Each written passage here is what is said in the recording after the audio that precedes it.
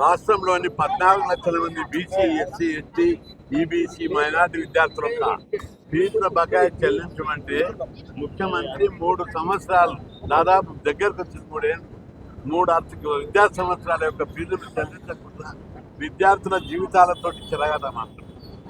నాకు ఆశ్చర్యకరమైన విషయం ఏంటంటే ముఖ్యమంత్రి గారు దీంట్లో ఇబ్బంది పడే ప్రశ్న ఏముందని అడుగుతున్నారు. దాదాపు 8,000 ఫీజుల బకాయిలు పెడితే దీని మూలంగా విద్యార్థుల యొక్క ఫీజుల బకాయి చెల్లించకపోవడంతో ముఖ్యమంత్రి ఒక్కడికే ఎంజాయ్ ఉండొచ్చు, కానీ రాష్ట్రంలోని 14 లక్షల మంది విద్యార్థులు వాళ్ళు నరక యాతన అనుభవిస్తారు. విద్యార్థులు కోర్స్ అయిపోయిన వాళ్ళు ఇంజనీరింగ్, ఎంసీఏ, బీసీఏ లేదా డిగ్రీ, పీజీ కోర్సులు అయిపోయిన వాళ్ళు వాళ్ళ యొక్క సర్టిఫికెట్ రాక అప్పులు తెచ్చి, కొందరు దమ్మున్న వాళ్ళు అప్పులు తెచ్చి, అప్పులు ఉంటున్న వాళ్ళు ఆత్మహత్యలు చేసుకుంటారు. ఈ నానా ఇబ్బందులు పడుతున్నారు. సర్టిఫికెట్స్ ఇవ్వగా తీసుకోలేక కష్టాలు పడుతున్నటువంటి పరిస్థితి ఈరోజు చూస్తున్నాం. అయితే చదివేటోళ్లకు ఈ ప్రభుత్వం ఇస్తలేదు, మా లెక్చరర్ జీతాలు ఇవ్వాలి, మీరు చెల్లించండి ఎంబడి అని చెప్పి చెల్లించే వరకు మిమ్మల్ని రానియమని చెప్పి విద్యార్థులను ఇబ్బందులకు గురి చేస్తున్నారు. ఇంత ఇబ్బందులు గురి అవుతుంటే, ఇంత నానా కష్టాలు పడుతుంటే నీరజ్ చక్రవర్తి పిడేలు వాయించినట్టు ముఖ్యమంత్రి ఈ బకాయిలు ఇవ్వకుండా వీళ్ళ జీవితాలతో చెలగాటమాడకుండా రోజుకొక జీవో ఇస్తూ ఈ స్కీమ్ను ఎత్తేద్దామనేది అసలు ప్లాన్. ఇక్కడ రోజు అన్ని ప్రతిపక్షాలు, విద్యార్థి సంఘాలు, విద్యార్థులు రోడ్ల మీదకి వచ్చి ఉద్యమాలు చేస్తుంటే తట్టుకోలేక కొత్త జీవోలు తీసి నేను విద్యార్థుల ఖాతాలు వేస్తే ఓకే, మరి ఫీజులు కట్టకపోతే అడ్మిషన్లు ఎవరిస్తాడు? ఫీజులు కట్టే వరకు అడ్మిషన్లు ఇవ్వరు. ఇది ఇట్లాంటి స్కీములు చాలా చోట్ల జరిగి ఫెయిల్ అయిపోయింది. నువ్వు అక్రమాలు అరికట్టేందుకు అనేక మార్గాలు ఉన్నాయి. కాలేజ్ మేనేజ్మెంట్ అక్కడ విద్యార్థులు ఉంటారు, విద్యార్థులకు స్కాలర్షిప్లు వస్తాయి, ఫీజులు వస్తాయి, ఫీజులు కాలేజీలు తీసుకుంటారు, స్కాలర్షిప్లు విద్యార్థులు తీసుకుంటారు.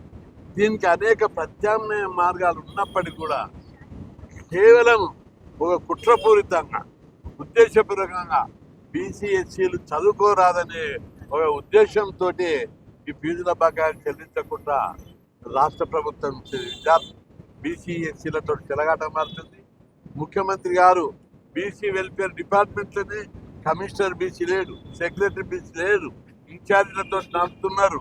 ఎప్పుడు పుట్టాడు కష్ట ఆ డిపార్ట్మెంట్ని ఎవరు వర్తించుకుంటలేరు. ముఖ్యమంత్రి రేవంత్ రెడ్డి అధికారంలోకి వచ్చినాక ఒక కొత్త స్కీమ్ పెట్టలేదు, ఒక కొత్త హాస్టల్ పెట్టలేదు, ఒక కొత్త గురుకులం పెట్టలేదు. ఉన్న గురుకులాలకి ఎసరు పెడుతున్నావు. ఇంటిగ్రేటెడ్ స్కూల్ అని వీటిని రద్దు చేసే పథకం ప్లాన్ చేసి కులాల పేరు మీద హాస్టల్ ఎందుకు, స్కూల్ ఎందుకు అని చెప్పి కొత్త నినాదం తీసారు. పెద్ద సంఘ సంస్కర్త లేక పేద కులాలు చదువుకోకుండా ఇలాంటి ప్రయత్నాలు చేస్తే ఎట్టి పరిస్థితుల్లో ఏ వర్గాన్ని, ఏ కులాన్ని, ఏ సమాజంలో ఏ వర్గాన్ని కూడా అణచిపెడతామా అనేటటువంటి ఉద్దేశం ప్రభుత్వానికి ఉండొద్దు. ఉన్నోళ్ళు ఎప్పుడు కూడా గతంలో చరిత్రలో కాలగర్భంలో కలిపారు. గతంలో రోషయ్య గారు కూడా ఫీజు రియంబర్స్మెంట్ పథకాన్ని ఎత్తేయాలని ప్లాన్ చేశాడు. ఉద్యమాలు చేస్తే పెద్ద ఎత్తున ఉద్యమాలు చేస్తే తిరగకపోతే అమర్ నిరాహార చేశాం. అప్పుడు పెద్ద ఎత్తున ఉద్యమాలు జరిగాయి. అప్పుడు సోనియా గాంధీ రోషయ్యని ఇంత మంచి పథకాన్ని ఎందుకు చేస్తున్నామని తొలగించారు. అదేవిధంగా గతంలో అనేక మంది ప్రయత్నం చేశారు. ఇక కేసీఆర్ పీరియడ్లో ఈ పథకాన్ని కొనసాగించిండు. అదేవిధంగా గురుకుల పాఠశాలలు ఇచ్చిండు. ఈ స్కీమ్ విషయంలో చాలా జాగ్రత్తగా మెయింటైన్ చేసిండు. కాబట్టి ఇప్పటికైనా ముఖ్యమంత్రి విద్యార్థుల జీవితాలతో చెలగాటం ఆడకుండా ఈ పథకాన్ని యథాతథంగా కొనసాగించాలి. లేని పక్షంలో మొత్తం ఫీజులు ఇచ్చే వరకు ఎవరిని వదిలిపెట్టారు. ఈ యుద్ధము ప్రభుత్వానికి, ప్రజలకు యుద్ధం. ఇది ప్రజలతో యుద్ధం చేసిన వాడు ఎవరు గెలవలేదు, ముంగట పడలేదు. కాబట్టి ప్రజలకు మేలు చేసే పనులు చేయాలి తప్ప ప్రజలను అర్చిపెడదాం, చదువుకోకుండా చేద్దాం, కుట్రలు చేసిన వాళ్ళు ఎవరు కూడా చరిత్రలా నిలబడలేరు, నిలబడబోరు. కాబట్టి ముఖ్యమంత్రి గారు ఈ విషయంలో స్కీమ్ వల్ల సమాజంలో చాలా మార్పు వచ్చింది. రాష్ట్ర అభివృద్ధికి, ఈరోజు దేశాభివృద్ధికి ఈ స్కీమ్ ఎంతో ఉపయోగపడ్డది. వేలాది మంది అమెరికాకి వెళ్ళిపోయారు. అక్కడికి వెళ్ళి డబ్బులు పంపిస్తుంటే రాష్ట్ర ఆదాయం పెరిగింది, ఇన్కమ్ సోర్స్ పెరిగింది. ఇక్కడ కూడా అనేక ఐటీ కంపెనీలు వచ్చినాయి. పక్క రాష్ట్రాలలో ఐటీ కంపెనీలలో ఎక్కడ పోయినా మనోళ్ళే. ఆ జీతాలతో ఇక్కడ ఆస్తులు కొంటున్నారు. రాష్ట్ర అభివృద్ధి జరుగుతుంది, రాష్ట్ర ఇన్కమ్ సోర్స్ పెరిగింది. ఎంతో ప్రత్యక్షంగా పరోక్షంగా ఈ స్కీమ్ వల్ల సమాజంలో గుణాత్మకమైన పరిణామాత్మకమైన మార్పు వచ్చి తెలుగు సమాజం అభివృద్ధి చేస్తుంటే పక్క రాష్ట్రం విషయం తీసుకుందాం. అక్కడ ముఖ్యమంత్రి ఏమన్నాడు మొన్న, కృష్ణయ్య గారు ఆంధ్రప్రదేశ్ నుంచి ఎంపీ అయ్యిండు, మరి అక్కడ కొట్లాడాలి అన్నాం. అక్కడ బకాయిలు ఉన్నాయి కానీ అక్కడ స్కీమ్ చాలా బాగుంది. అక్కడ స్కీమ్ ఇక్కడ పెట్టాలని పోరాడతాం ఇప్పటి నుంచి. అక్కడ టోటల్ ఫీజులు ఇస్తున్నారు. ఇక్కడ ఇంజనీరింగ్ విద్యార్థులకు 35,000, డిగ్రీకి 10-12,000 ఇస్తున్నారు. అక్కడ ఎంత ఫీజు ఉంటే అంత ఇచ్చేస్తున్నారు. 1,00,000 ఉంటే 1,00,000, 2 లక్షలు ఉంటే 2 లక్షలు మొత్తం ఫీజులు ఇచ్చేస్తున్నారు. మీరు కూడా ఎన్నికల మేనిఫెస్టో, కాంగ్రెస్ ఎన్నికల మేనిఫెస్టో మొత్తం ఫీజులు ఇస్తామని పెట్టిరు. ఇక ముందు బకాయిలతో పాటు మొత్తం ఫీజులు చెల్లించాలని కూడా డిమాండ్ చేస్తామని ప్రభుత్వాన్ని హెచ్చరిస్తున్నాం. లేని పక్షంలో పెద్ద ఎత్తున ఉద్యమాలు చేయవలసి వస్తుంది. లేని పక్షంలో ముఖ్యమంత్రి గారు చాలా ఈజీగా తీసుకోకుండా విద్యార్థుల జీవితాలకు సంబంధించింది కాబట్టి కెలగాట మారొద్దని చెప్పి హెచ్చరిస్తున్నాం. ఆడకుండా పక్క రాష్ట్రంలో 15,000 స్కాలర్షిప్ ఇస్తున్నారు కాలేజ్ విద్యార్థులు, మీరు 5,000 ఇస్తున్నారు. మీరు ఇక్కడ కూడా 15,000కు పెంచాలి. హై స్కూల్ విద్యార్థులకు, పాఠశాల విద్యార్థులకు 1వ తరగతి నుంచి 10వ తరగతి దాకా ప్రతి విద్యార్థికి 15,000 ప్రీ మెట్రిక్ స్కాలర్షిప్ అమ్మఒడి అని పథకం పెట్టిస్తున్నారు. ఇక్కడ కూడా ఆ పథకం పెట్టాలి. అక్కడికి ఇక్కడికి నువ్వు పోలిక పెడితే అక్కడ తోటి నీ ఏ పోలిక కూడా సరిపోదు. అక్కడ కోట్ల రూపాయలు, 1,000 కోట్ల రూపాయలు మనకంటే ఎక్కిస్తున్నారు. ఇక్కడ మనం ఈ పథకాన్ని అమలు చేస్తే సంవత్సరానికి 2,500 కోట్లు అవుతాయి. 2,500 కోట్లు ఇవ్వడానికి 3 సంవత్సరాల నుంచి నానా కష్టాలు పడుతున్నారు. సంవత్సరానికి 2,500 కోట్లు ఇస్తే ఇప్పటికీ స్కీమ్ గతం అయిపోయేది, బకాయిలు పేరుకపోయేది కాదు, విద్యార్థులకు కష్టాలు ఉండేది కాదు. కాబట్టి ముఖ్యమంత్రి గారు దీన్ని ఏమాత్రం లాగకుండా విద్యార్థుల పట్ల ఏమాత్రం మీకు శ్రద్ధ ఉన్నా, రాష్ట్ర అభివృద్ధి పట్ల, విద్య పట్ల ఏమాత్రం శ్రద్ధ ఉన్నా వెంటనే బకాయిలు చెల్లించి వెంటనే పక్క రాష్ట్రం ఇచ్చినట్టుగా మొత్తం ఫీజులు ఇవ్వాలి. ఆ ఫీజుల బకాయిలు చెల్లించాలి, టోటల్ ఫీజులు ఇవ్వాలి అని చెప్పి డిమాండ్ చేస్తున్నాం. లేని పక్షంలో పెద్ద ఎత్తున ఈ ఉద్యమం ఇంకా ఉధృతం ఇచ్చే వరకు వదిలిపెట్టామని చెప్పి జీవో నెంబర్ 9 విత్డ్రా చేసుకోవాలి. పాత విధానమే కొనసాగించాలి. కొత్త విధానాలు చేయడం లోపల అనేక మందికి అనేక అనుమానాలు ఉన్నాయి. ఇప్పుడు విద్యార్థుల ఖాతాలు వేస్తావు, నామకే వస్తే కొన్ని రోజులైనాక దీన్ని తీసేస్తావు. విద్యార్థుల ఖాతాలు వేస్తే కాలేజీలల్లో ఫీజులు ఎవరు కట్టాలి? కాలేజీలలో ఫీజులు కట్టే వరకు అడ్మిషన్లు ఇవ్వరు. కాబట్టి పిల్లలు లేక ఈ స్కీమ్ ఎందుకు పెట్టారు? కట్టే స్తోమత లేదని పెట్టారు. కాబట్టి అడ్మిషన్ల సమయంలో ఫీజులు కట్టరు. కాబట్టి ప్రభుత్వం వెంటనే దిగి రావాలని చెప్పి డిమాండ్ చేస్తారు.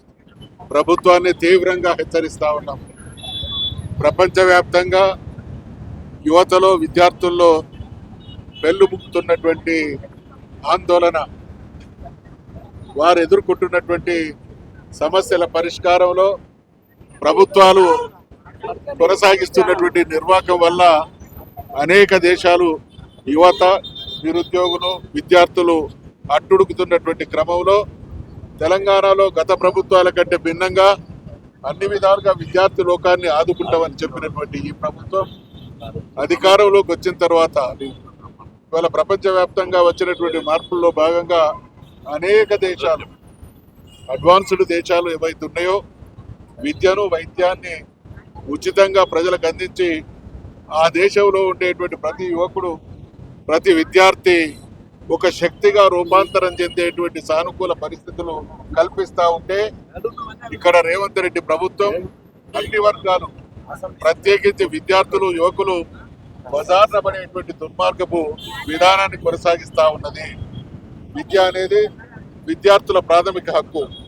ప్రతి విద్యార్థి విషయంలో ప్రభుత్వం తనదైనటువంటి చొరవ ద్వారా గత ప్రభుత్వాల కంటే మెరుగైనటువంటి అవకాశాలు కల్పించాల్సినటువంటి బాధ్యత ఉన్నటువంటి ఈ ప్రభుత్వం గడిచిన 3 సంవత్సరాలుగా విద్యార్థులను హింసించడమే వాళ్ళ జీవితానికి భరోసా లేనటువంటి దుస్థితిని కల్పించడమే తన పాలన విధానంగా కొనసాగిస్తున్నది. కాబట్టి ఈరోజు 8-9 వేల కోట్ల రూపాయల బకాయిలు కావచ్చు, ప్రతి సంవత్సరం నిన్నగాక మొన్న మనం పేపర్లలో చదివినాం, వార్తలలో వింటున్నాం, తలసరి ఆదాయంలో దేశంలో 2వ స్థానంలో ఉన్నది. ఒకప్పుడు మొదటి స్థానంలో ఉన్నటువంటి రాష్ట్రం ఈరోజు 2వ స్థానంలో ఉన్నటువంటి రాష్ట్రం.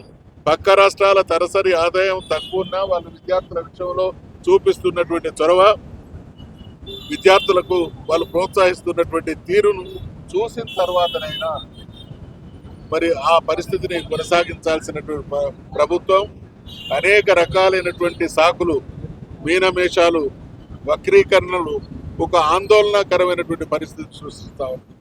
అసలు ప్రభుత్వం ఉంది, మా జీవితాలకు భరోసా ఉంది, మా భవిష్యత్తుకు డోకా లేదు, మేము ఈ దేశం కోసం, ఈ రాష్ట్రం కోసం మాకుండేటువంటి నైపుణ్యాలను సద్వినియోగం చేయాలనేటువంటి ఆలోచన లేనటువంటి దుస్థితి విద్యార్థి లోకానికి ఈ ప్రభుత్వాలు కల్పిస్తున్నాయి. కాబట్టి కృష్ణయ్య గారు కావచ్చు, మేము కావచ్చు, చాలా కష్టపడి చదువుకొని వచ్చిన తర్వాత అనేక సందర్భాల్లో కృష్ణయ్య గారు విద్యార్థుల విషయంలో తన పోరాటం ద్వారా అన్ని ప్రభుత్వాల మెడలు వంచి వాళ్ళకు అనేక రకాలైనటువంటి సౌకర్యాలు కల్పించిన తర్వాత ఈ వయసులో కూడా 40-50 ఏళ్ల క్రితం కృష్ణయ్య గారు ఏ పోరాటాన్ని అయితే విద్యార్థుల కోసం కొనసాగించడో అటువంటి పరిస్థితి ఈ వయసులో కూడా కొనసాగించాల్సిన పరిస్థితి కొనసాగుతున్నది. అంటే ప్రభుత్వాలు విద్యార్థుల్ని, యువకుల్ని మరి ఎంత ఫర్ గ్రాంటెడ్గా వాళ్ళ జీవితాలు ఏమైనా పర్లేదు అనేటువంటి వైఖరి ఇది సమాజానికి, ప్రభుత్వాలకు మంచిది కాదని హెచ్చరిక చేస్తా ఉన్నాం. ప్రభుత్వం తనకు తానుగా విద్యార్థుల విషయంలో సానుకూలంగా ఉండాల్సింది పోయి ఇవాళ ఆందోళన పదం పట్టినప్పటికీ గడిచిన అనేక మాసాలుగా అనేక రకాలుగా విద్యార్థి లోకం, తల్లిదండ్రులు, యాజమాన్యాలు, మాలాంటి రాజకీయ పార్టీల నాయకులు అందరం కూడా ముక్త కంఠంతో ప్రభుత్వాన్ని నిలదీస్తా ఉన్న చలనం లేనటువంటి పరిస్థితి కొనసాగుతున్నది అని అంటే ఇక ఈ ప్రభుత్వానికి ఏ రకంగా బుద్ధి చెప్పాలో ఖచ్చితంగా అవసరమైతే అటువంటి కార్యాచరణ కూడా రూపొందించుకొని ముందుకు సాగుతాం.